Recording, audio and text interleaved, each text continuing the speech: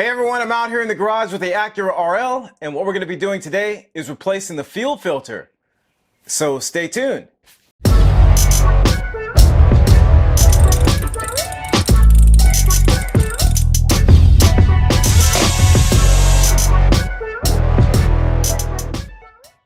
So if you're new to the channel, I just want to welcome you here, and hopefully you'll consider subscribing if you like what you see. Also, check out Car Apprentice on Instagram, Twitter, and Facebook.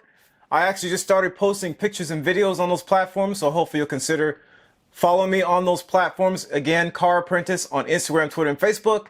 And also check out the website at carapprentice.com. So what are some signs that we have a fuel filter problem and we want to change the fuel filter on the Acura RL? Because there actually is no change interval for the fuel filter on this car. Typically on the Acura Legend, for example, the fuel filter interval was, I think it was 48 months and 60,000 miles.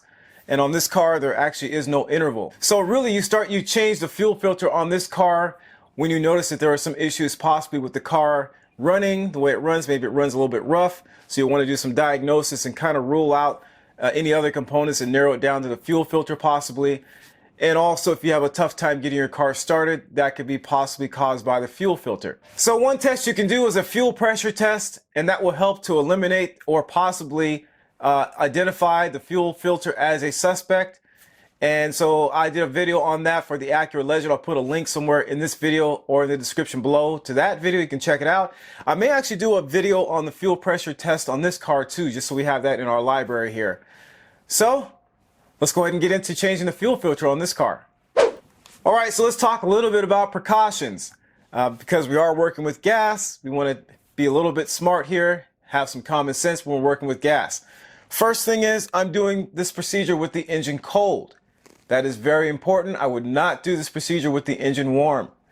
We also want to do this in a well-ventilated area. I think, again, common sense. We don't want to have those gas fumes building up and possibly have something spark them and catch ourselves on fire. So, again, well-ventilated area. Third thing is, we want to be cautious of any pilot light. So if you're working in a garage where you have a gas furnace, for example, maybe turn that gas furnace off while you're doing this procedure. So let's go ahead and continue on. All right, so before we start, we're going to disconnect the negative battery cable right here. So make sure you have your stereo code before you do this.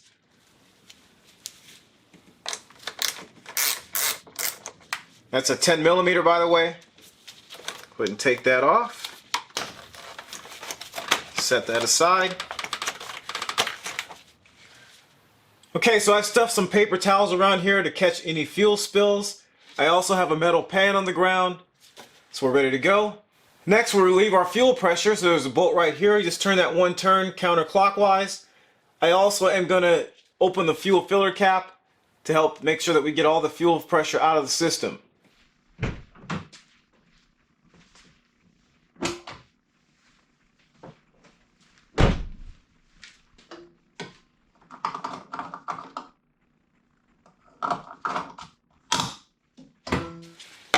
Alright, so to relieve the fuel pressure here, we've got a 12 millimeter right there on top, and we've got a 17 millimeter right here. So we want to put the 17 millimeter on to hold this steady. Take our 12 millimeter, I usually like to use a 12 millimeter socket, put that inside of here, and then just turn this. I want to turn it one turn counterclockwise. That's probably good there. Alright, so now that the fuel pressure has been relieved, we can go ahead and take this bolt off. Notice there's a bunch of washers in here, so be cognizant of that. You're going to want to replace these washers. Alright, so now what we need to do is take the 17 millimeter and loosen this up. Now, the strut bar is in the way. There are a couple hex-shaped areas you can see right here and up here. So the strut bar is in the way of this 19 millimeter being able to fit on that. It will fit down here just fine. So if you want to put it on there and then use your 17 millimeter to take this off, you can do that. But you'd have to take the strut bar off most likely to be able to do that. You can try going in the back side. Doesn't look like there's enough space here because of the cowl. So I am going to actually use my wrench down here instead to hold this steady while I loosen this up here. So this one's going to go that way. I'm going to try to hold the fuel filter this way while I'm doing that. Go ahead and loosen that up.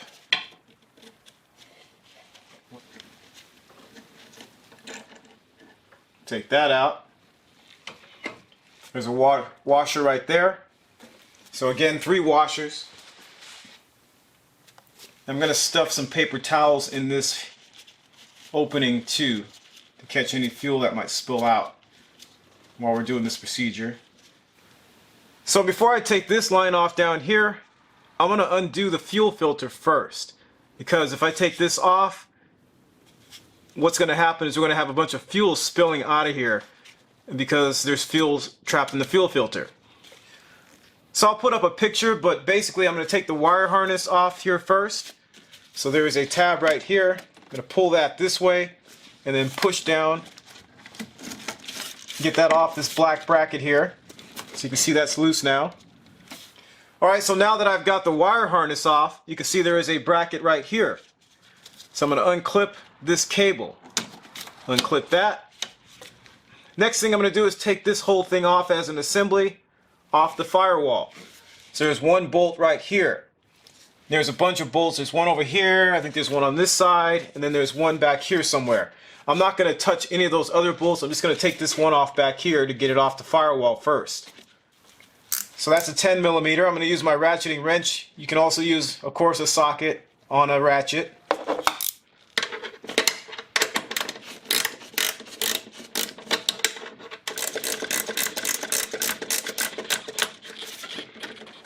Alright, looks like that is loose now. Pull that out. So that's loose. Next I'm going to grab a 19 millimeter, put it on here, and I'm going to grab a 14 millimeter line wrench and put it on there. So there's our line wrench right there, 14 millimeter. You can see it's a little bit different shape than a regular wrench. Got our 19 millimeter, I'll put that on here. I'm going to slide this on the line, slide it up this way, like so. I'm going to push the 19 that way and pull the 14 this way. There we go. That's loose now. Now I can just spin this off. You can see some fuel's already coming out of there. So let me grab some paper towels. So I'm going to get this off as quickly as possible.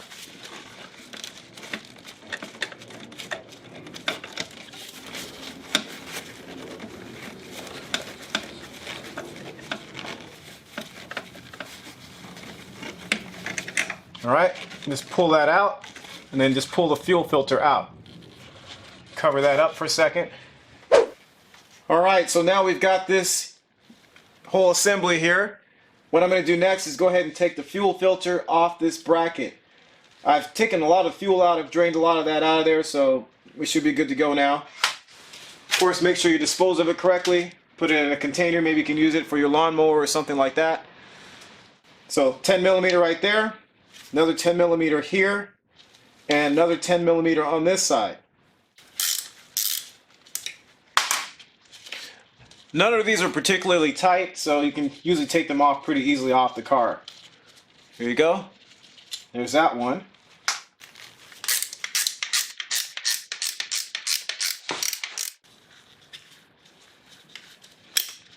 There's that one. So this bolt's a little bit longer, so make sure you put that back in the right spot. So the short one goes in on the inside of the bracket there. The short one here. Then we have this last bolt on this side.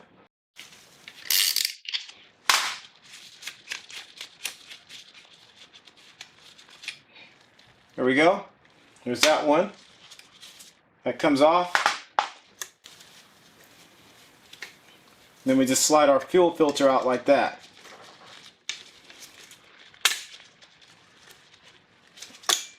There we go.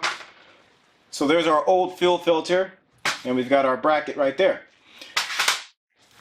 Alright, so here's our new fuel filter, genuine Honda. I like to buy genuine Honda parts because the fitment usually is correct. Part number in this one is 16010 ST5E02. And it's got all the washers that we need in the packaging, so that's why I like to buy genuine Honda, because we don't have to worry about stuff like that. There's our new fuel filter, and we'll compare it to the old one. and they're identical. So you've got these two caps. I probably would leave those on until you're ready to put your fuel filter back on the car. So just leave those on for now. And go ahead and slide this back into the bracket here, like so. You can see this lines right into here, like that.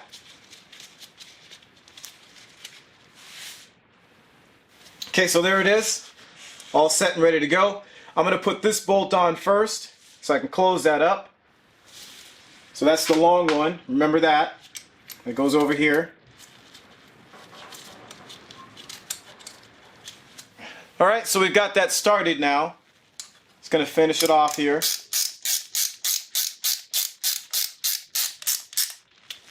I believe the torque spec is like 7 foot-pounds. I really wouldn't worry about that with these though. We will put our other bolt on this side. Now we've got that one tightened. It goes over here. May have to loosen that again. Looks like it's not lined up correctly. It's a little bit off. Loosen this one a little bit.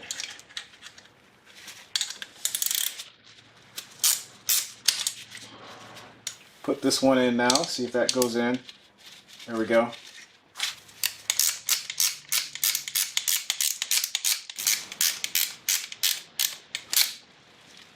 Tighten this one back up.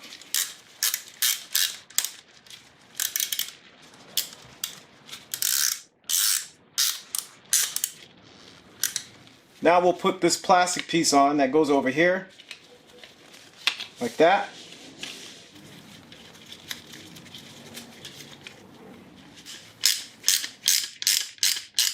So we're ready to put this back on the car now. Alright, so I'm going to slide the fuel filter back in. So the bracket on this side goes back over here, like so. And then line up our hole on the other side over here, this one, on the firewall.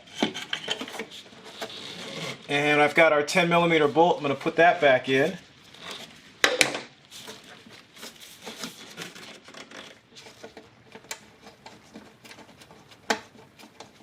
Got that started. Okay, I'm going to tighten this bolt back on the firewall down. It's 10mm once again. Again, the torque spec on a lot of this stuff is probably like, I think it's like 9 foot-pounds or 7 foot-pounds. Honestly, I'm not going to worry about torque specs on some of these 10mm.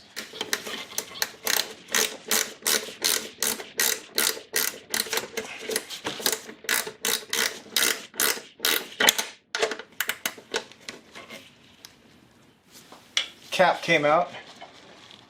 We got our caps here. Take those off. Put this line down in here. Back on the bracket. Harness connector. Put that back on the bracket. Okay, that's on. Go ahead and put this line on the bottom here. It just slides back up in there. Screw that on by hand first. Alright, so I'm going to tighten this line nut down right here. Torque spec is 27 foot-pounds. I don't have any sort of wrench that can tighten the line nut like that, so I'm just going to use my head a little bit and just kind of imagine what that might feel like. So I've got my 19mm once again. We'll put that on here, like so. To hold that steady, we're going to tighten the line nut that way, so we're going to be sort of holding this steady, pulling it a little bit this way. Get that on there. 14mm.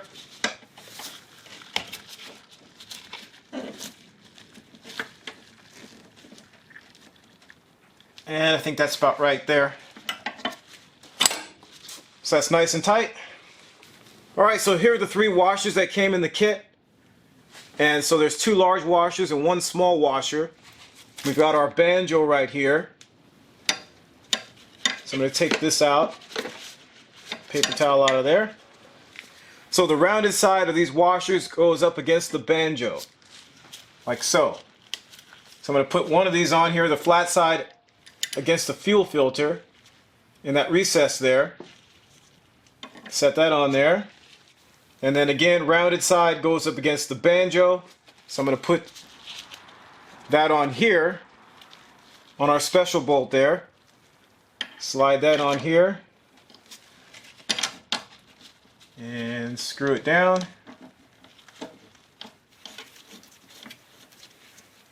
Okay. Alright, so the torque spec for this special bolt up here that I just screwed back in is 16 foot-pounds. Again, that's 17 millimeters. So I'm going to hold the 19 down here, and I'm going to tighten that clockwise, obviously.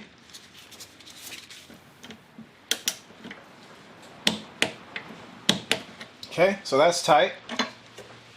And then we're going to put our service bolt back in the top here. Again, flat side against the head of the bolt, round side against this here. Go ahead and screw that back in. This is a 12 millimeter. Torque spec is 8.7 foot-pounds, so 9 foot-pounds more or less. So I've got the 17 millimeter. Get it to sit flat there. Okay. Go ahead and put our 12 millimeter on there. Tighten this down to 9 foot-pounds.